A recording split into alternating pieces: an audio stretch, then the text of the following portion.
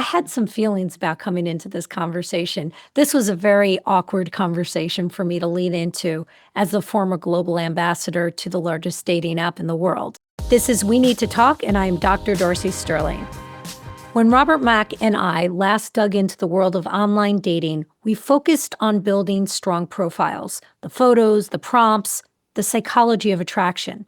The plan was to pick up today with what you do after you match.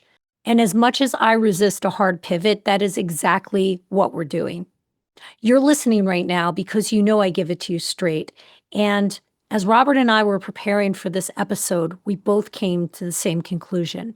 Dating apps have made dating miserable. The matches are there, often too many, but conversations stall, people vanish, and even the most well-intended and experienced daters are burning out.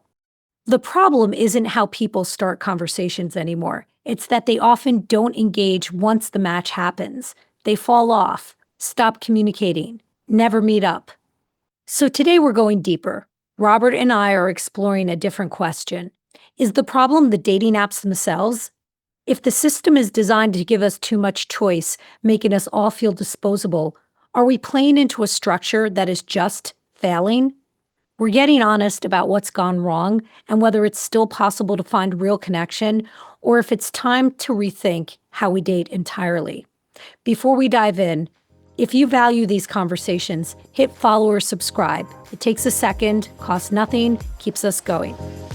All right, Robert, let's go. When we first planned this episode, we were going to pick up where we left off. We're going to talk about what to do after we match with people. But as each of us started prepping, I'm guessing you hesitated. I was muscling through the answers myself. And then I got an email from you that said, this subject actually does not reflect my experience or the recent experience of my clients. So I'm curious what came up for you in that process that made you question whether it even made sense for us to talk about dating apps as if there's a way to make them work. Number one, I think my personal experience. Number two, professional experience. And then three, the experience of like friends and mostly friends, I suppose. And they were all mirroring the same thing, which is that dating apps can be great. I mean, it's certainly great to be able to go online from anywhere in the world, see a ton of people, many of which are extraordinarily attractive or seem like attractive options in terms of dating, match with a ton of them, great messages, back and forth, and then move on to actual real life situations. But the more I talked to people and the more I thought about my own experience, the more I discovered that wasn't necessarily what was happening. That even if people were matching with others online and exchanging a few messages, either the dates didn't happen or they didn't happen the way they expected them to happen, or something else went sideways in the experience. And that's true of folks that I talk to who are really great catches. So I thought about everyone else, other folks that might not be such great catches as some of my clients or, even some of my friends who are successful and they're attractive and they're good looking and whatever. So that was what was developing for me. And I just thought about it more and more, like, in addition to all that, how much I love meeting people in person and how much more informative it is and connective. Right. Listen, anytime I'm talking about dating apps with clients, I get the same reaction. People are thinking like, sure, I can do this, but my experience with this has been fairly uneventful. I have not gotten results. My personal feelings are that the whole process is miserable. And so often people just flake. They never actually meet up. And there are so many levels of this that we can and I think should drill down on. Just going back to the last episode, which we'll link to in the show notes, putting together the dating profile is so cringe-inducing to people, lots of people of a certain quality, which I think those character traits are the most attractive. People who are humble, people who don't flex, people who don't virtue signal, people who are authentic. The idea of piecing together a biography, a bio page of themselves, of taking, the photos that are going to resonate with people, and then to be treated in what often feels and is a dehumanizing way. We're just scrolling through images, forgetting that every image is a human with a story and a life and more to offer than what their image can possibly project in the 1.5 seconds that most people spend looking at them. And I can't deny it. I cannot deny it. Yeah, that's I think that's precisely it, is that it doesn't really appeal to or speak to those folks that you mentioned who tend to be more relational and less transactional, who aren't particularly great at marketing themselves, despite being great catches or whatnot. And I think that it not only sort of like self-selects for people who have dating trouble, who are really challenged to date for lots of reasons, lots of good reasons. They might be busy. They might not have the time or energy. They might not be good daters in general. They might not be good catches. And that doesn't mean that most people on there aren't good catches or that they aren't, you know, great people or attractive people, but that the dating apps self-select for that, first of all.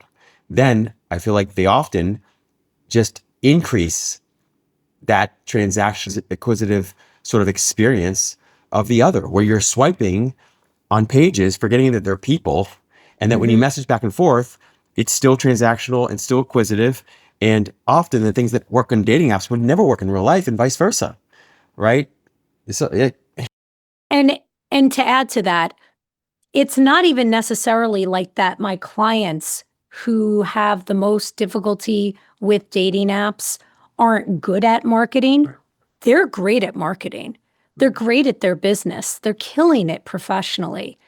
They understand the social value of not flexing. They understand how repugnant at its core it actually is. And so there's this whole hurdle of ick that I have to help dissipate before I can even get them to the point of putting together an appropriate dating app. If you were to walk into a party in real life and begin introducing yourself to people by telling them about yourself, you would have a parting of the sea situation, not of the biblical kind, but of the repugnant. People would be repelled by you. They would want nothing to do with you. What people want is to be asked questions about themselves. That's not at all how dating apps work. Because the very first thing is you have to tell others why you're worth their time, why you're worth that first question. And I would be disingenuous if I didn't acknowledge that, my client conversations now include some version of, I can't do these dating apps anymore. It's not that people have lost interest in dating. They've lost faith in the system. The fatigue has turned into a level of skepticism. That's what I read in your email. And that is different. Fatigue says, I need a break. Skepticism says, I don't think this works anymore. And I think that's a worthy conversation to have. you said that much more eloquently than I did in the email. And that's precisely it, though. You nailed it. It's decision fatigue, and just dating app fatigue. And you're right, too, which is that I can hear people saying, well, when you get on the dating app, once you filled out the profile and your bio and all that good stuff, then when you start to interact with people, just ask them questions.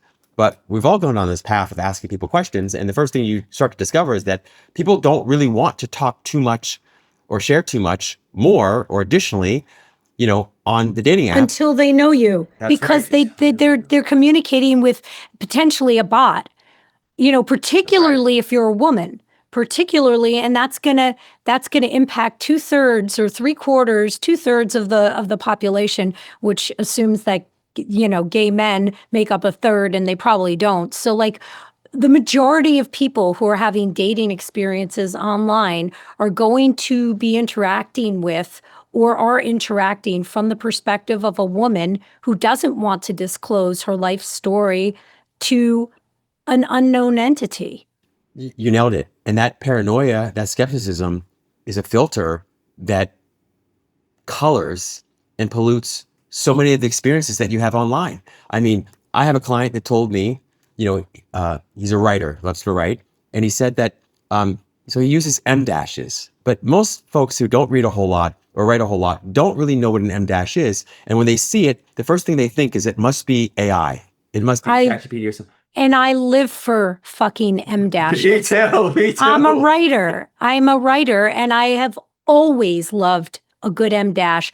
I stopped using commas a decade ago. Yeah, same. I love M dashes, and it just puts it just puts an emphasis on what you're trying to say, and especially if it's like a parallel statement, blah blah blah. But the point is, he used M dashes, and so the match that he was writing to just insisted he must be a bot. So she reported him, and he got banned and kicked off the app because he was using M dashes. What? Yeah, That's crazy. yeah. So and that's maybe a larger example, but I think that you nailed something here, which is that, we all enter dating already with a ton of biases and, that aren't particularly healthy or productive in terms of meeting our goals, whatever they may be.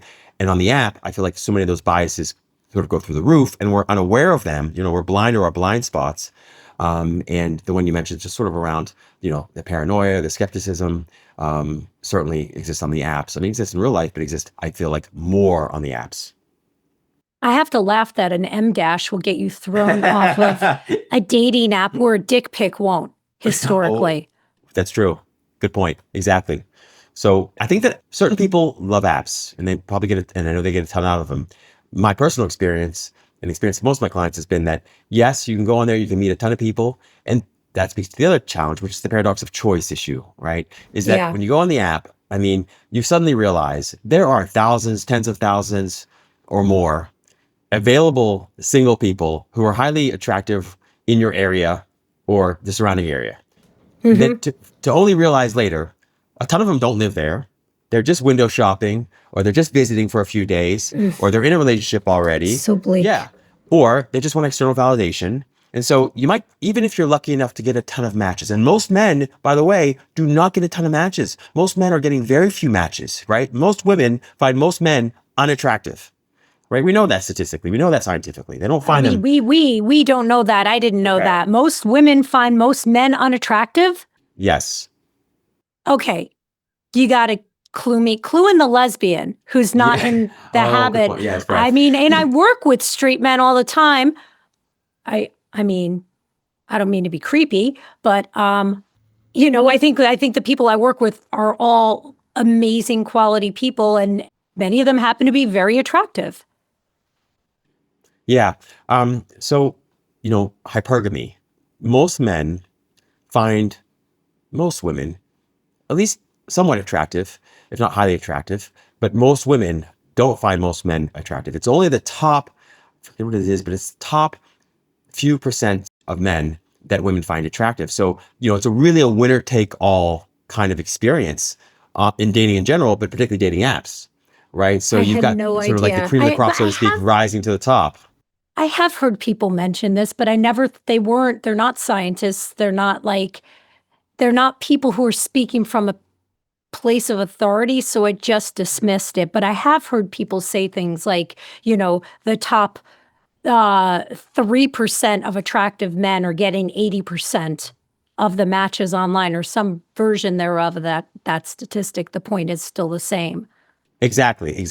So, in some ways you'd say, well, okay, for those men who aren't getting the likes or the matches that they might desire or want, the app allows them to lean into the marketing aspect of it in a stronger way, create better pictures, increase a lot of the status symbols they might be communicating, hopefully not too strongly across, through the app.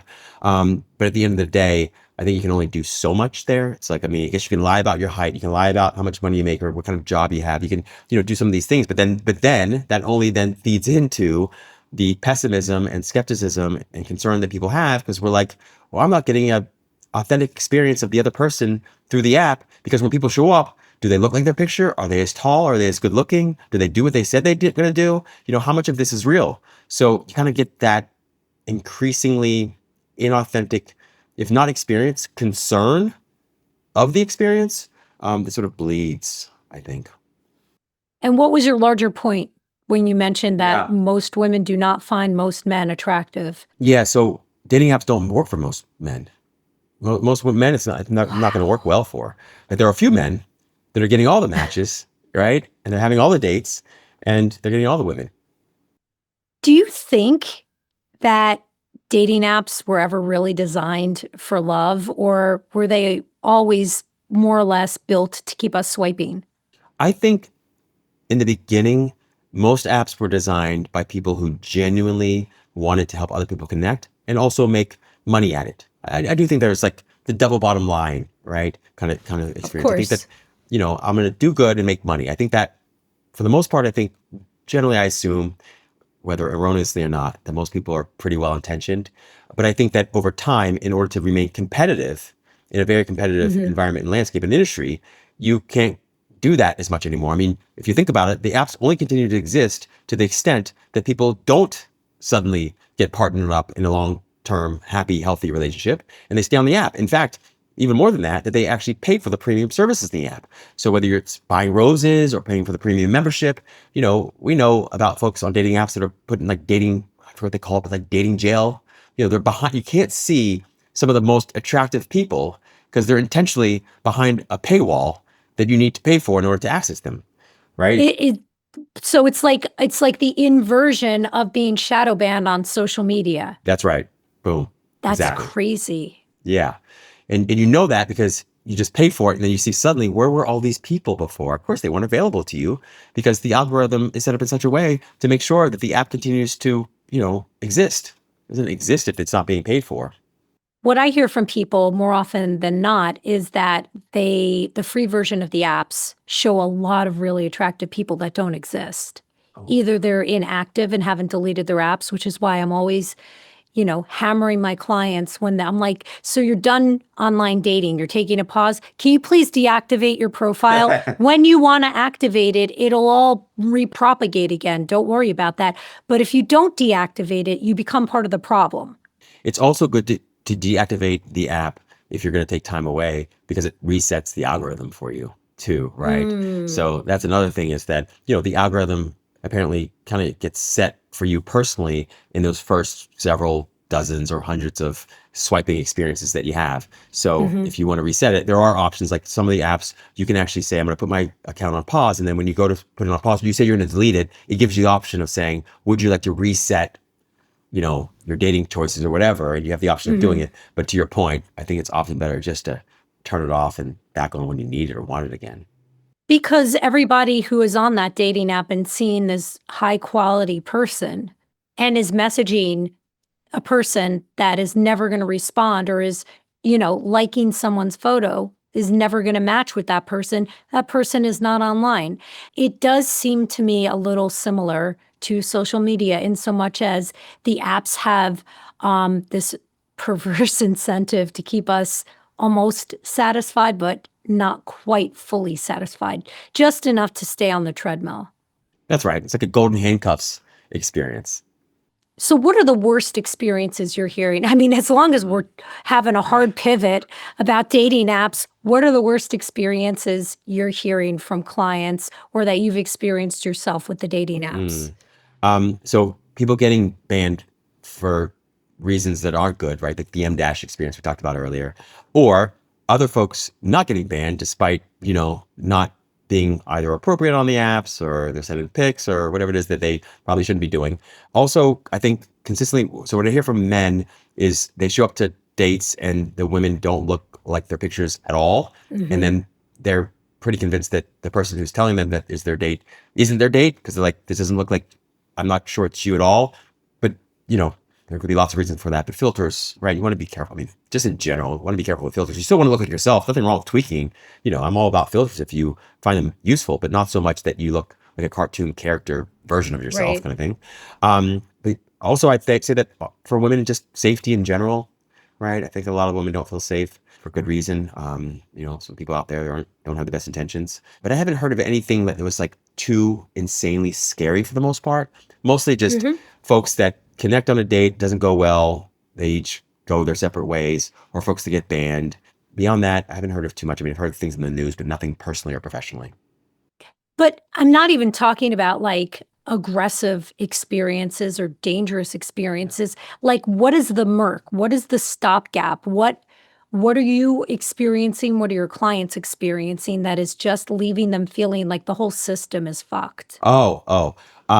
So I'm not on the apps anymore, but when I was, the number one thing is that you'll match with so many people and you'll message people, and generally the people that you match with won't either write back at all, or they'll write back with such incredible, what can we call it, conciseness and brevity, but seeming disinterest that you just lose interest yourself. You're like, okay, I've tried, I've sent, and I also realized that the things that work in real life often don't work online. So for instance, if you ask someone a clever question, right? You see something in their profile, you would think there's a logical fallacy. You find something in their profile, okay, and you point it out, you call it out, and then you ask them a question about it, and you keep it positive, right?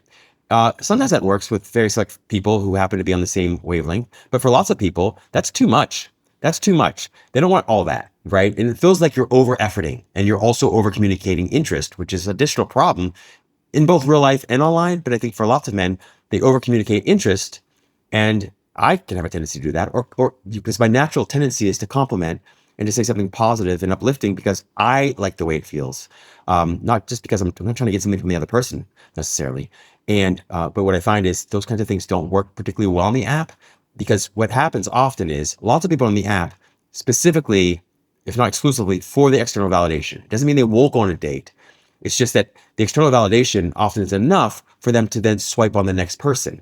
So they match with you, you match back, got the little dopamine hit, then you reached out, maybe they send a small little message, and then they move on to the next person, and the next person, and the next person. And at first, a lot of the guys and girls think, well, it's just that my messages aren't that great. And the truth is, often your messages are too good. They're too good. Like Yeah. I had the most success, and I've had clients that have had the most success simply by saying hi. That is Hi. crazy. And I heard you say that last time we had this conversation, and I was like, that's contrary to my experience. It's contrary to the experience of my clients. They tend to not want to respond. I mostly work with women, 70%, 60% of my clientele are female. And they will not, especially, I don't think it even matters if they're gay or straight. They will not respond to a sup or hi or how are you or how's your day going, because it feels like a very heavy lift. Like the person expended minimal effort, and now the burden is on the recipient, my client, to respond. And they're just like, no, I'm not going to do that. Yeah, this is a perfect illustration of how real life doesn't translate to the apps and the apps don't translate to real life. And that's why I think there's a major disconnect there, that even if you're using the apps and you're getting results from the apps, you're not, once you're connecting the date, you're like, there's just something that's not there's something still missing. So for instance, if you met somebody out in the street on a park bench at the mall, you say, hey, how are you? No, I mean, if you have a problem with that, with someone saying, hi, how are you, that you happen to be attracted to in real life, but you don't have a problem in real life with that, but you have a problem with it online, then you have to ask myself, okay, what are we up to here? Okay, I guess part of the challenge and opportunity online is that people are trying to be a lot more efficient in their dating experiences. They're trying to get to the point, get online, and maybe get offline faster. But the problem is that doesn't work either. So you can try and say, hey, so great to connect with you. I'd like to take you out for a drink, or let's go get dinner. No, it's too much too fast now. Yeah, it is too fast. But I will tell you this. Let's take your example and put it in Darcy's world. I'm at a bar, right? And there's two people. Pick a gender, doesn't matter. I've been having a conversation with the bartender. The first person comes up to me and says, hi.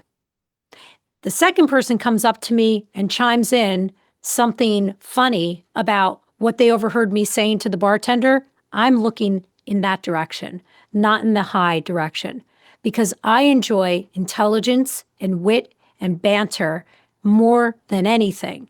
And that for me is going to be the long-term stitching that keeps the fabric of the relationship alive and flourishing for me. I agree. And so there's a bias built into our conversation from the very jump, which is that you are one of the most intelligent and more evolved people that I know, period. Right. So now you're already in a different place in space, Darcy, and and you're an attractive woman, right? And you're a successful woman. So of course you love and enjoy that experience. I would say that most of your audience, if not all of your audience, is that as well, right?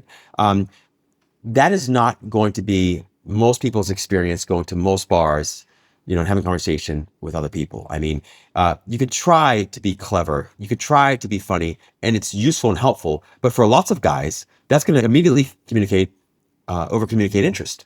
And that's not going to work well for, let's say, any of the women that are well aware of how extraordinarily attractive they are and how often they get head on. That would be you, except that you're also evolved, right? So it's sort of a delicate balance. You're right about that.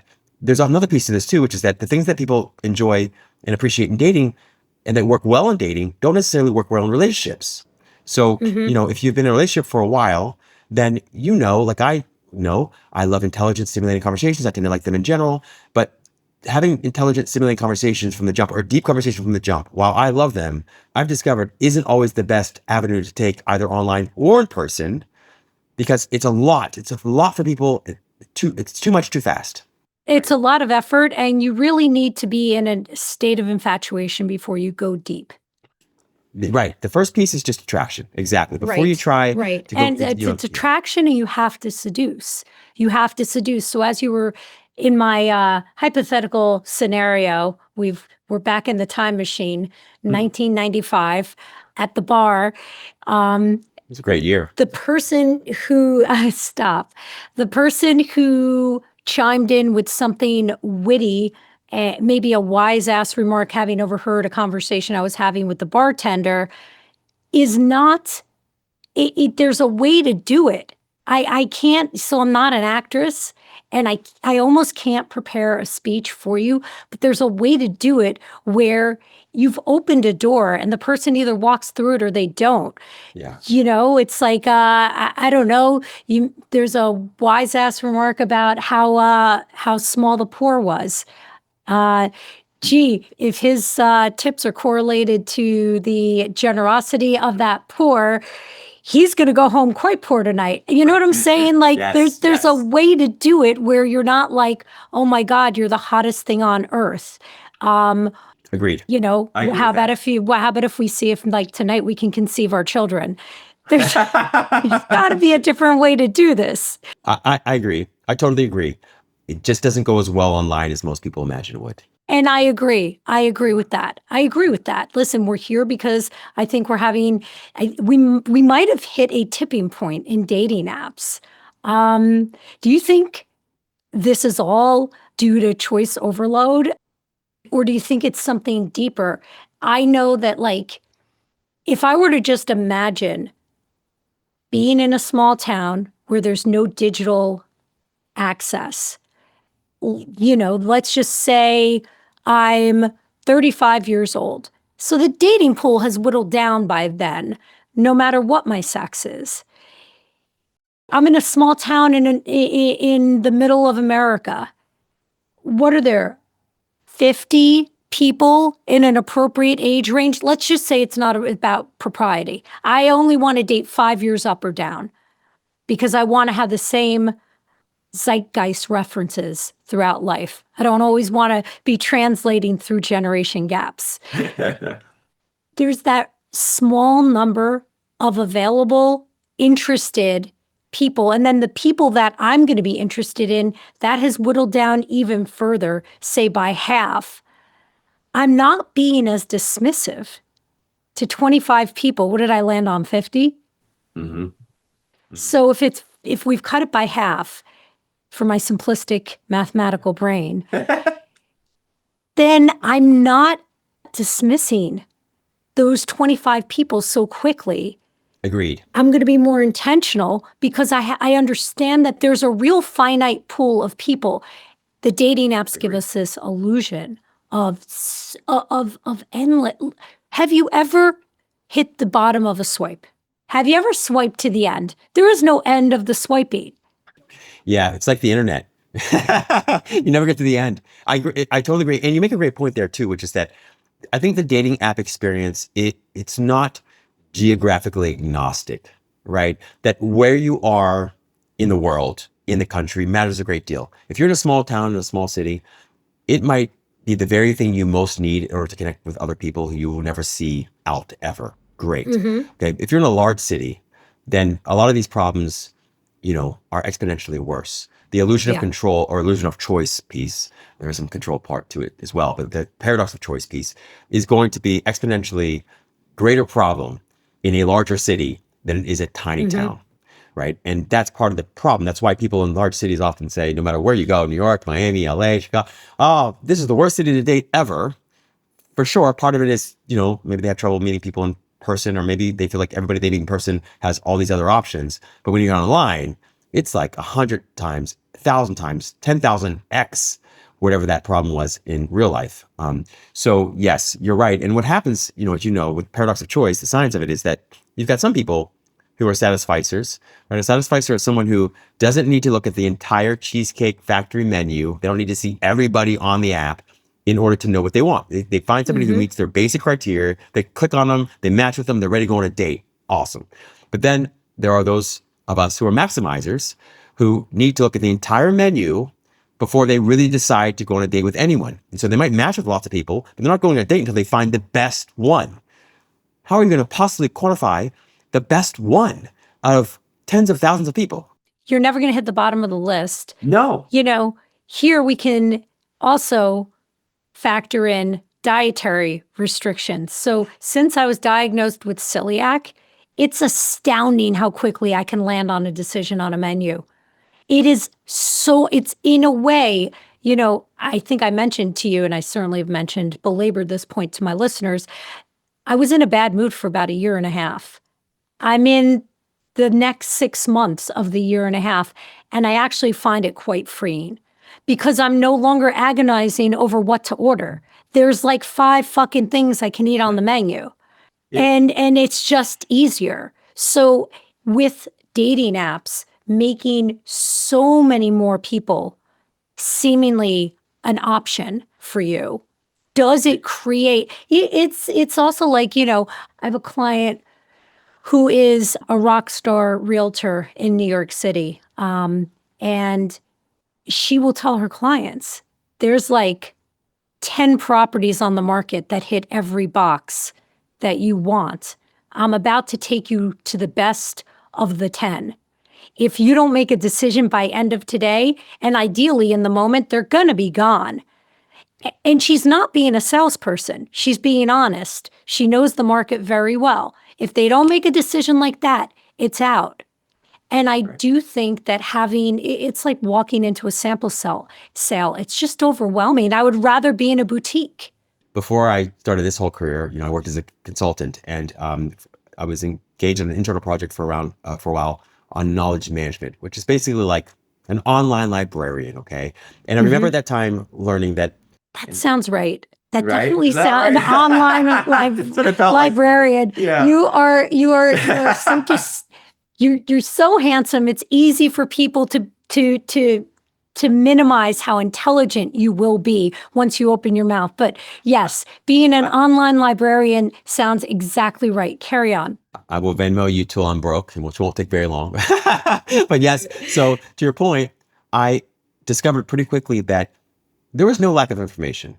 And there is no lack of options, doesn't seem like there. But what we need is that information organized and those options organized. And we need it sort of like, ratchet it down to something that feels manageable. Because when you don't do that, yes, it's great to feel free. It's great to be free. But we live in the land of the free, but also the land of the frustrated because of the paradox of choice, the proliferation of choice. Because with the proliferation of choice and options comes a ballooning of expectations, right? So what happens with people is that they not only look for the best option, they also create an option in their head that does not exist, right? So they're like, okay, I want, the tall, short, skinny, chubby, muscular, super rich, but humble, confident guy. Is Or that too whatever, much to ask? Right, exactly. Like, and I get it because we all want as much as we can possibly get, but that doesn't go so well in terms of dating because, there is no such thing as a perfect person, so to speak. And even if you had them, and this is the additional paradox of choice, is that when you are facing this paradox of choice issue, not only do you feel overwhelmed and anxious and exhausted, which is what a lot of my clients report, you also have a hard time being decisive and choosing any of the options. To your point, when you only have 5, you find it a lot easier to make a choice, even with food, Yep. as opposed to having 5,000 options. But then there's an additional part, which is that you make up this fake person that doesn't exist in your head, that you think does exist, has to exist. And even when you do finally make a decision or choice, you tend not to be as subjectively happy with this objectively better choice that you've made. So Why? so people are, because you still have in your head all of the options you passed up. The opportunity cost of choosing that person is super high. You can remember, at least to some extent, the 10,000 people you passed up to choose this person. So even when you're on the date, you're like, man, I could have gone out with option number 1507. And so here I'm going to say, this is why we have to embrace the art of dating. The whole point of dating is that we're seeing multiple people for a period of time. I don't know why we have stopped dating. And like we find someone and either immediately want to be exclusive with that person, but don't say it because we don't want to chase the person away, which I think is a good idea because you will chase a lot of good quality people away. It also starts to get strange to me. And this is a generation thing when you're 5, 6, 9 months in, still not naming it. I'm sorry, that feels like a self-esteem problem to me. I am judgmental. I am. If you feel judged, it's because I'm judging you. You're not crazy. You're not crazy. I'm questioning why you don't demand a label if you're into the person and still with them for 9 months without the label. I think you're training the person to treat you like shit, and you're sending the universe this message that you don't require clarity in your commitments. And so you're just going to get more of the same until you break that pattern. I don't even remember what my point was. And I hear you there. And giving it a name can be helpful. And that name doesn't have to be exclusive monogamous relationship. You could be friends with benefits. You can have an open relationship. Like, I Oh, hear what you're saying. dating, right. Right? So like, Yes. so you don't have to stop. If I swipe on Robert Mack and date him and I have a great first date and I'm thinking in my mind of that 9,999 other people that I didn't, you can still date them for a few months. Like there's nothing wrong with dating multiple people. I think we're just exhausted. We're exhausted. None of us have the energy for it. I think You that's nailed the it. issue. You nailed it. I mean, the one thing I hear consistently is that folks are exhausted. You're absolutely right. And look, that's not exclusively or even primarily the dating app's faults, right? I mean, people are exhausted in general. No, but it's the reality of the world and space and time that we're living in. That's right. We're recording this on October 24th, 2025. People are so fatigued in Right. life. That's The right. cost of living is so expensive. If you're not in the 1% and you're trying to be in the 5% or the 10%, you've got multiple gigs going at the same time. If you're a young person, chances are you've got multiple gigs going at the same time because you can't get a full-time job. So you've hit another challenge and opportunity that speaks directly to dating and the apps, which is that when you're coming from an emotionally dysregulated state already, or you're tired, you're exhausted, you're anxious, you're overwhelmed, you're stressed out, you're bored, whatever it is, the tendency in real life usually is to retreat. Not everyone, for those of us who are introverts, we tend to like isolate or, go into our little caves. Some people don't work that way.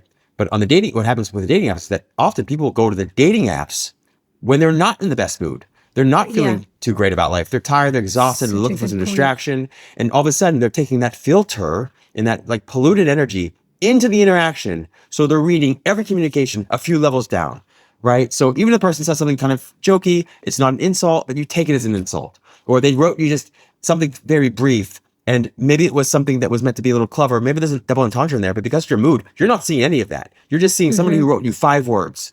Or just the opposite. Somebody wrote you 5 paragraphs. And you're like, I can't deal with this And at you're all. like overwhelmed. It's too much. Right. Yes. Yeah, right. No, I mean, I agree. I think that when people complain that young people aren't having enough children, I think they need to look at the pressure we put on individuals to make a reasonable living. Yes. And we've got some real problems right now in the world. It is just too much for most people. And when we get on the dating apps and we're tired hadn't even thought about being under-resourced, being in having one of those HALT moments. What does the acronym HALT stand for? You know, Robert. Oh, I do not actually. I have to look that out. Hungry, angry, Anxious? Oh, L. angry. Yeah, So you know maybe that like hungry, 3/4 of angry, or my ang- listeners are screaming at their phones right now because they know the answer. But this is what perimenopause does to my brain. Sorry. Apparently, we're both experiencing it. But the person comes to their dating app. They're doing their daily Darcy homework. They're swiping through the dating app as I've asked them to, and maybe they're under-resourced. They're also swiping faster than their brains can really process empathy. That's right. And I think that because there's so many options, we're speed swiping. That's right. And our brains can barely process that these are human beings on the other side of it. As opposed to the analogy I gave, we're in 1995 and the person lives in the middle of the country. They are 35 years old. There are 50 single people at that moment in time, 5 years up and down from their age, who are available to date. You're going to be so much more careful as you go through that, especially if you know the number of people that are available. The quantity gets in the way of the quality often for folks, right? And you're often rushing off to the next person before you've given the person that's in front of you a real shot.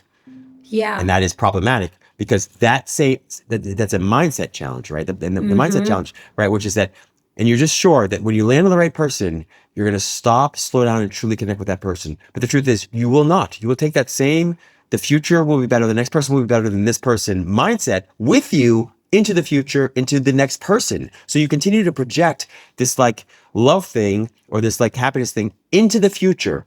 And you don't realize you're chasing the horizon the entire time. You will never get to this moment that you call the future destination if your mindset is always projecting it into some other future moment, right? It's endless. It's like getting to the end of the internet kind of thing. The brain starts to believe, if the person in front of me isn't perfect, there's another one I can just swipe to who's waiting. And it's rewiring how we approach risk and effort in relationships, because the very tendency to swipe past someone who I don't even want to say gives you a little friction, but maybe there's a little something wrong with them. Somebody looks at my picture, doesn't like the nose ring. Impossible. The very tendency, Impossible, I say. the very tendency to swipe past the superficial thing is probably anchored to a tendency to, look, long-term relationships are really a lot of work, and they're not for the faint-hearted, and they're not for people who are looking for an exclusively happy experience.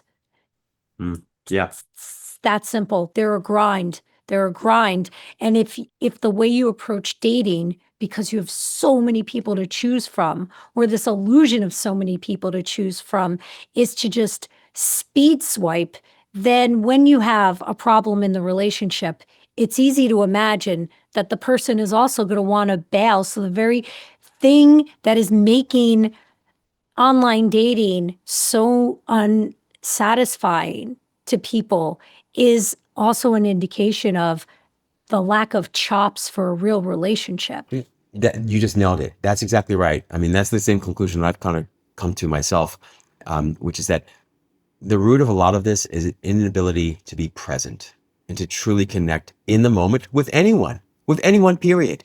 You will tend to think that it's the person or the moment that's dissatisfying, or at the very least unsatisfying.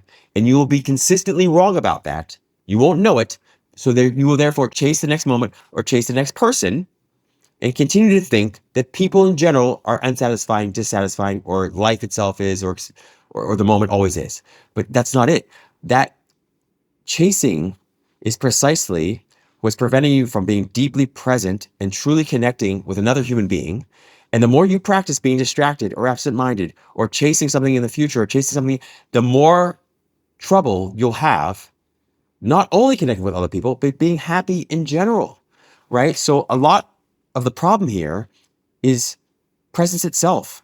And the more that you're online, the more you'll tend to notice how absent-minded and distracted and how much trouble you have being present at any point in time in your life. You can't stand in a line or take a shower or read a book without wanting to run off to the next book, the next moment, the next party. It's exhausting. And so part of what exhausts us is an inability to finally rest and relax in the present moment, connect with ourselves, connect with other people in a way that genuinely is satisfying. But we miss that. We run so fast past the present moment to the next moment that we don't realize it's the lack of presence that makes everything unsatisfying, not the lack of a person or some lack within a person. And we blame the other. We blame the external event. I don't know how you feel about this because you're someone who has individual sessions on an hourly basis with people, and so do I. And I'll tell you, one of the greatest gifts of my life has been this profession, particularly living in this moment in time, because as the world, and myself included, in my downtime, I am quite distractible. However, the fact that I have to plug directly in to one person at a time on an hourly basis, the world could be blowing up, Robert. Every notification is off. I am in a complete bubble, and the only person in front of me is my client. The only person before me now is you. I have no idea what is happening in the rest of my house. I hope everything's okay. I would have no idea if terrible things were happening in the news, which undoubtedly they are, but I would have no idea because I get no alerts. And what this has done is it's taught me how to lock in to another human being. And I don't want to say kind of hang on their every word and find the interaction fulfilling because of the energetic exchange that is happening, because I have this mandate. Also, I do know that some therapists multitask, particularly online. I've had 2 therapists fall asleep on me and another one text me in the throes of EMDR when by design, my eyes had to be closed at one point during the session, only to open them and hear her say, "Sorry, I'm texting my daughter." So with those experiences as my history, and also hearing clients who've had bad experiences with other therapists tell me that they can see the video games in their therapist's glasses reflecting off the screen. Can you fucking imagine? So because I've had these experiences myself, I know how hurtful they are. I've heard my clients' experiences. I know how wounded they come to me. I would never. And then on top of it, I have ADD. Do you know how unlikely it is that I wouldn't get caught? There's no way on earth I wouldn't get caught. I know this. I can barely remember what I'm saying halfway through a sentence as it is. And I am not multitasking. All of which is to say, this profession that I found, that found me, has been such a blessing in this moment in time because it requires me to be so locked in. So in all of my interactions with human beings, when I'm not with a client, I know how to plug in. Well, so that's it right there, right? I mean, you get better at what you practice, okay? And through nobody's fault in particular, we live in a world that does not encourage us, for the most part, to practice, call it mental discipline. It could be emotional regulation. It may be cognitive flexibility or agility. Presence. We don't live in a world that's, terribly encouraging of us to be present. And when you're a therapist, right, or a coach, and you get paid to be present, we're really mostly paid to be present. If nothing else, we have to be present, right? 100%. Yeah. You realize a few things. It is the bare minimum. Yes, that's right. Bare minimum, right? It's just that I'm present, like physically and mentally. And to your point, what you realize is even when you don't look forward to talking to a particular client or a particular conversation, maybe you have a tough day, the second that I start to have that conversation and I'm genuinely present is the second that I suddenly realize the ways in which my mind has lied to me about this experience that I'm now having that's quite enjoyable, but my mind convinced me was going to be awful because of whatever stories it made up. And the more you practice that and discover that, the less easily you're distracted. And when you are distracted, more quickly you pivot back to being present again. Because you realize that everything you're really looking for to a large extent is or comes in this container called presence, just being present. So the problem is, and the challenge and the opportunity is that most of us all day, every day, don't practice presence. We practice distraction. Right. And so Yeah. these skills of presence atrophy over time. And we become so unconscious that we're unconscious, that we don't know we're unconscious, right? It's like being so Right. drunk that you don't know you're drunk, right? Yeah. So distracted, you don't know you're distracted. But I promise you, if you're unhappy, if you're lonely, if you're having trouble with pretty much anybody or anything, you're just lacking presence. And that's a skill that you can build. You know, I don't just talk about mental health, I live it. And in my 20s, I built a boutique private practice that reflects the kind of therapy I always needed. It's called Alternatives Counseling, and we are now accepting new clients.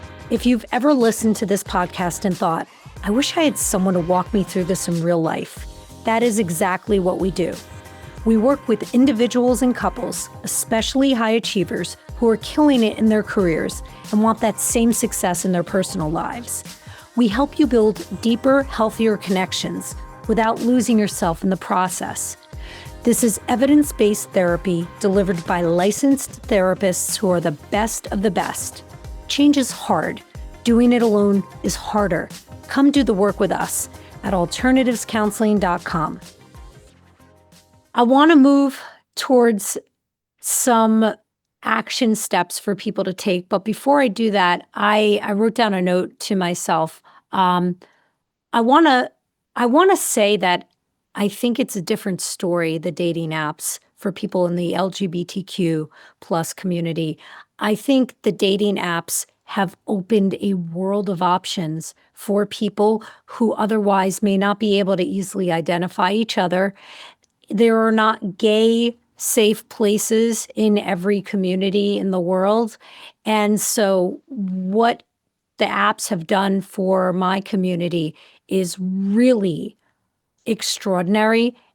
And, you know, depending on where you live, you might want to push through the discomfort of the dating apps if you do fall into my community, because unless you know of gay bars, gay clubs, lesbian parties that pop up, you're walking in a heteronormative world. And how the hell are you supposed to know? We think we have gaydar. We kind of do. Sometimes we do. But I have never, ever had a gay person think I was gay, for the record. So, you know what I'm saying? That doesn't surprise me. Yeah. Right, but that the whole point is that we're not broadcasting our sexual orientation, all of us. For some of us, we kind of hide in plain sight. And so if I were single, you bet your ass I would be on dating apps. And I would be pushing through the frictionless experience of the dating apps. They're the least frictionless. In the absence of friction, you're drowning in quicksand. Friction would anchor you to the earth, quite frankly. That's right. That's right. You nailed it. And I will say that for my gay guy friends or clients, like, the apps are amazing. They love the apps. No real complaints in the apps. Sure, they may have a complaint about a particular individual, but for the most part, no. It's been game changer. It's a game changer. Absolutely. And so you nailed that. So, you know, the dating app stuff. And at the end of the day, if you're not sure, just try it. Just try the dating apps. I would say that, you know, consistently. Like, if you're not sure about something, you need your own experience. Like, other people's explanations can never substitute for your own lived experience. Period. I agree. Right. And, you know, you can roll the dice or load the dice in ways that will work to your advantage. As a straight guy, I think it has value. They have value. But I also think that in lots of ways, lots of guys use them as a crutch. And it prevents them from doing some of the things that I think are a lot more productive, not only for them in terms of dating and relationships, but also professionally, personally. And socially. developing those skills, That's right. I mean, if you think about it, Mark Zuckerberg is well documented as having said he built a way of socializing that worked for him. And he is a painful introvert and quite socially uncomfortable, which not all introverts are. So he built a way of connecting that doesn't require a ton of vulnerability. And so, building on that, if what we're saying is that the dating apps are starting to feel symbiotic to social media, I think it's important to remember who originally created the concept, why it was created, and it was never supposed to mime what happens in real life. We're using a whole different level of skills, a whole different type of technique, online dating than we would ever use in real life. That's right. They were designed to offer something that real life wasn't offering. So that is part and parcel why what That's the works in answer and the person problem. doesn't work. Yes, exactly. That's exactly right. It is. It is the answer and the problem. That's right. If dating apps don't change, if satisfaction just keeps dropping, what do you think happens next? Like, do you think people rebel and start meeting up again in real life? Or have dating apps rewired our brains too much to go back? Basically, how do we segue back into being social human beings in our natural habitat? Yeah. I think for some people, it feels to them as though their brain is wired in a way that only dating apps can fulfill. But I would say that that is an illusion, that even the most shy of my high school class, me, has learned and continues to learn how to be a lot more social, a lot more connective with real human beings. So I think there's an opportunity here, which is I would encourage everyone to just improve your social skills, or at least keep them sharp if they're already sharp, by meeting people in real life, even if you're using the apps. Don't make the app your one-stop shop for all your dating relationship needs, because yes, there are lots of people that find others and get married and they stay married forever because they met a lot and love that. Okay. Also, if it were me, and it is me, I'm going to you can use the apps if you want, let it complement the rest of your life. But I would also make a point of deepening my social skills and deepening some of these skills that let you communicate and connect with people in real life, particularly as a guy, in a society that often, on one hand, is open to and encourages men to take the first step or make the first move. I think that a lot of men are extraordinarily insecure about that, and they're scared and they're anxious, and that's totally understandable and relatable. It also isn't particularly fruitful. It isn't particularly productive.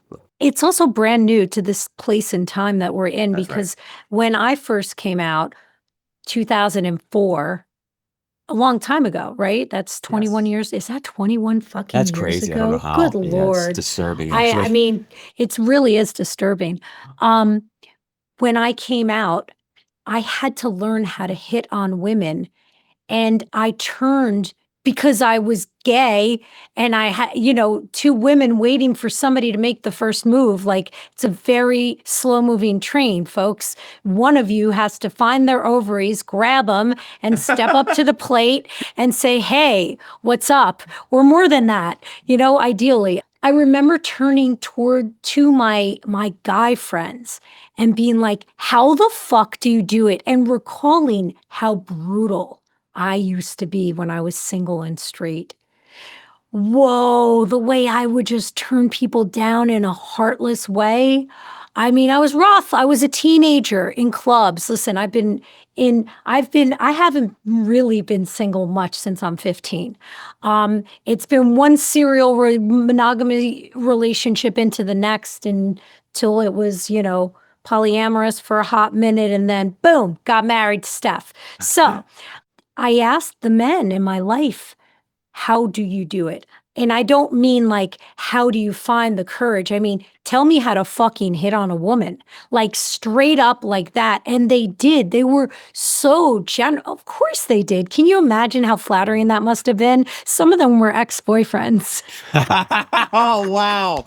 That is an entire episode. That is an entire, Yeah, multiple that was episodes great. probably. That was great. That was a great moment in time. And like my ex-boyfriends were the first people I came out to. And then I needed guidance. I was like, how do we do this? Like, how do you do this? And they're like, it's a game of numbers, It's you just expect to have no like, you know, 80% of the time. And I'm like, so you're hitting on 100 women to go on 20 dates. And they're like, yep, if that's what you want, if you want 20 dates, you're getting 80 no's to get 20 yeses. They're skills. They are skills. They're social skills that we can hone. I did not know how to hit on a human being. I did not know how to approach a human being. When I first started the podcast, I didn't know how to host a podcast. I knew how to have a session with a client. You think they're similar, at least I did. They're quite different, actually. They're really quite different. They are. And so took me a minute before had my worst mistakes behind me.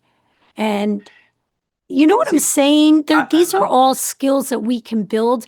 But in order to build them, we have to, as you said, practice them. What we practice, we get better at. And so I almost imagine this warped universe where like people my age, whether they're single or not, kind of have to like, I don't know. I really think we need a social experiment where people my age, we need to rent a club. Here's the next reality show pitch. You ready for it? Ready. We rent a club because nobody knows how to hit on anybody anymore. Men don't know how to hit on women. They don't. Since our last conversation, I have crowdsourced this question endlessly. People are not hitting on each other. People are not mingling in public anymore. They're relying on their dating apps for that. So that in person, they just get to hang with their group of friends. They get to chill, which is lovely. But also, you can chew gum and walk at the same time. You can look around you and see if there's anyone attractive. And in this fantasy of mine, this social experiment fantasy, I see people my age renting out a club and modeling for their kids who are like watching, this is how you do it. This is how you do it. I mean, and I think people would have to be single because people who are coupled would just be entirely too polite to each other and it wouldn't mimic the real world. But there has to be some way to control for that. You hit so many points there. The one thing you remind me of now, even though I was painfully shy and spoke to no one as a kid, probably into my early 20s, I had cousins and I had older male friends that I would see talk to women out of the blue, and the things that they would do or say, and it was often just hilarious. On the other hand, it was so inspiring. And now I'm realizing, I feel a lot of have a lot of empathy for these, this younger generation, because they don't see that happen ever. So why would they do it? And if they do it, it's going to feel super awkward. They'll have no idea if they're doing it in the way that feels right to them unless they go and do a deeper dive the way you did. But you hit something additional here, which is why people then lean back into the apps, because they're not seeing it happen. And not only are they not seeing it happen, so they don't think it's possible or it's something they should be doing. On top of it, they don't know how to do it. Right? Yeah. They don't know how to do it. Like when you're going to go into sales, you get sales training. They teach you that this is a numbers game. They teach you that there's going to be a certain amount of failure and that you have to be able to power through that. I have to tell you, the whole world just can't be frictionless. Or you're living in like an orb of nothingness. That's right. It's the contrast of life that makes it so beautiful. And without the bitter, the sweet wouldn't be nearly as sweet. There's something you said. I remember when we did Famously Single, there's so many quotes I remember from you. And one of the ones, it's very simple. We've heard it before, but you would say it in such a compelling way. You said, just what we do anywhere, we tend to do everywhere. And this conversation we're having isn't, yes, it's about dating relationships, but it's about so much more than that.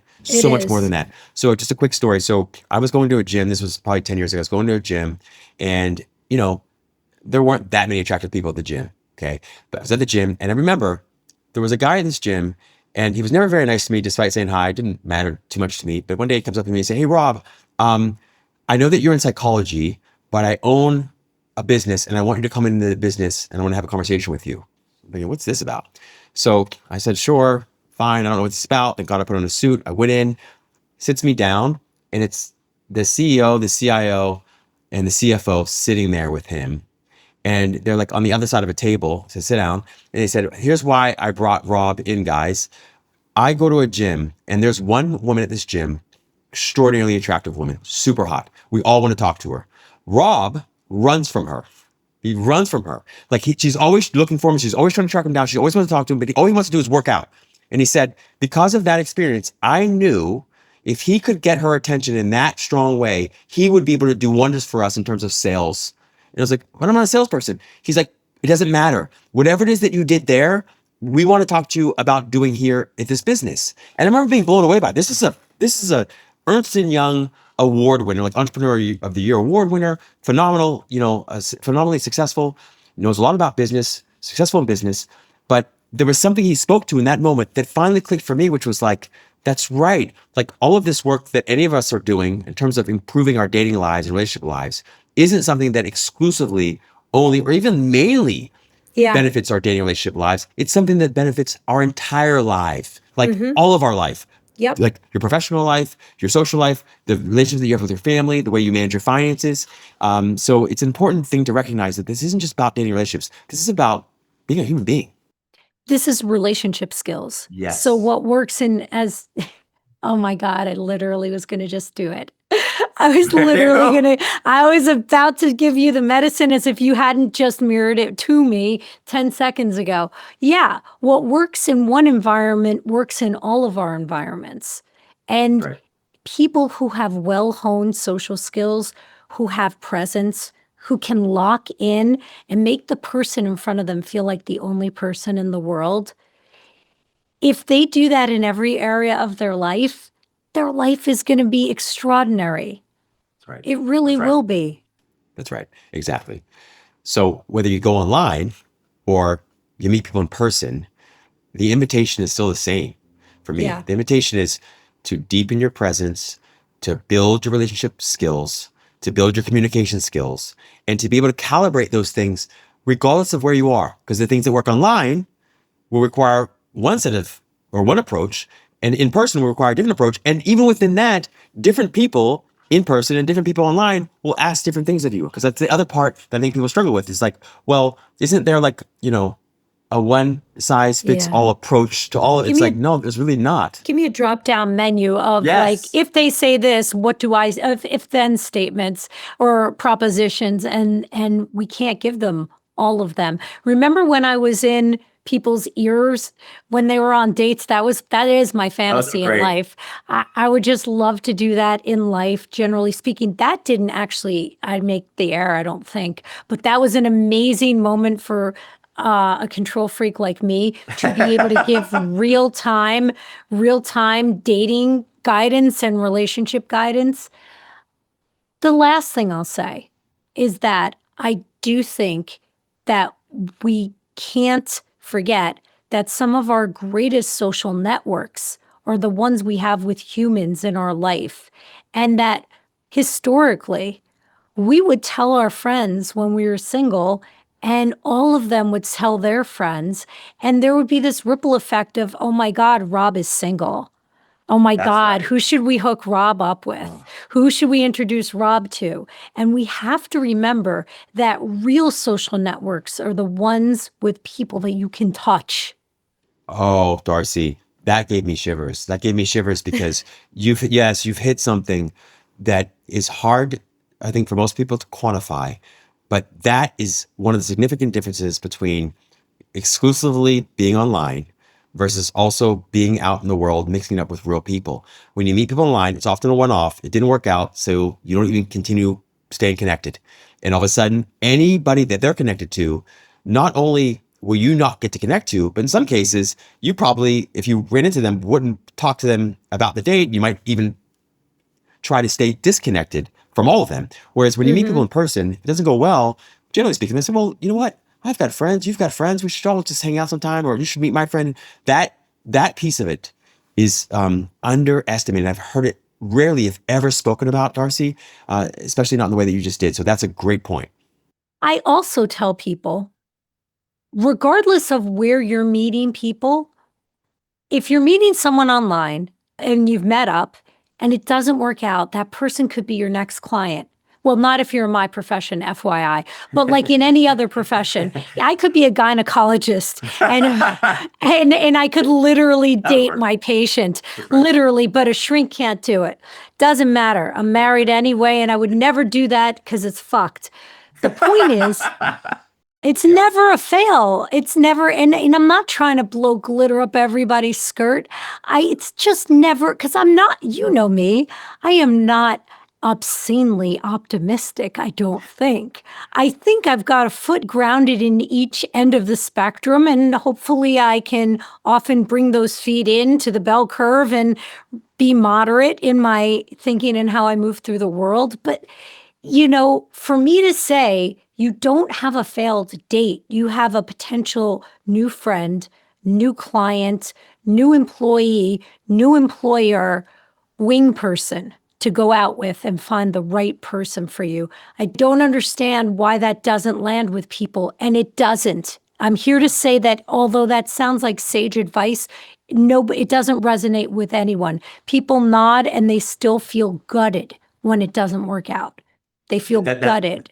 That's right. And that's why nothing wrong with having like a successful dating experience as your goal. But I would say it shouldn't be the only goal, or maybe even the primary goal, if you want it to be successful. I know it sounds kind of counterintuitive, but right. But or the definition of success needs to change. That's right. Exactly. Like the daters who do best, whether online or person, are the ones who enjoy it, first of all. Just enjoy the shit out of it. They just enjoy it. They love it. Okay. They just enjoy it. They get rejected. They don't get rejected. They don't care. They're having a blast doing it. They laugh at their own jokes more than the other person ever will. Right. They're having literally, literally like people who love to interview, or people who love to be interviewed, or people like me who are dying to talk about themselves. But see, that's the thing, Darcy. Because you love to share insightful and wise ideas, even if they're about yourself, it makes it so much more interesting for the rest of us, right? Like I'm more engaged because you're engaged. And that's the problem with the whole dating experience too, including the online experience, which is like it's like a 2D experience is the other part of it. Yeah, you see their pictures and you read the sentence or whatever response they have, but it's a very flat kind of experience, right? In a way, you can feel like you're kind of flatlining. Whereas in person, this is like 3D, ideally 4D kind of experience, you get so much more depth. And that's why you feel so much more connected. And so much more, it's easier, at least for me, to even be more present.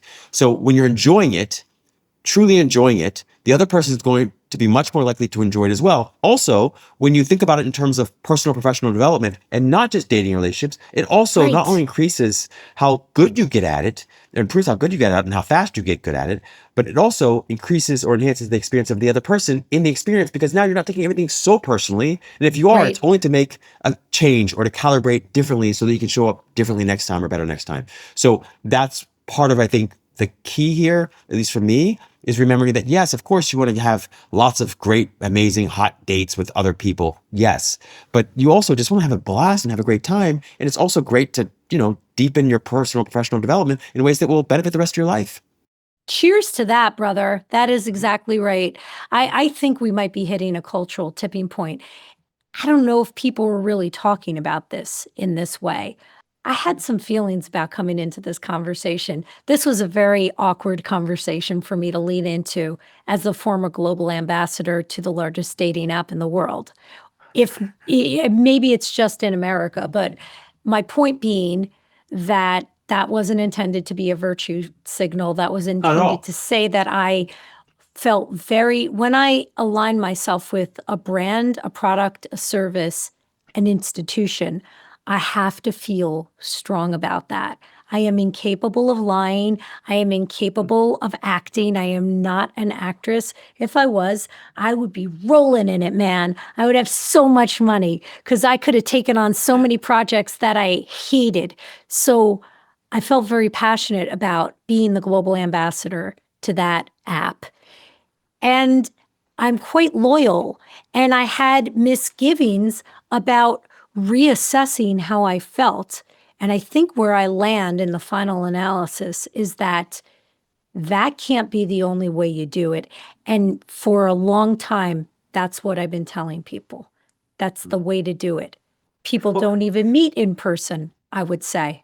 You got invited into that experience, and you get invited to experiences like that because of your integrity, right?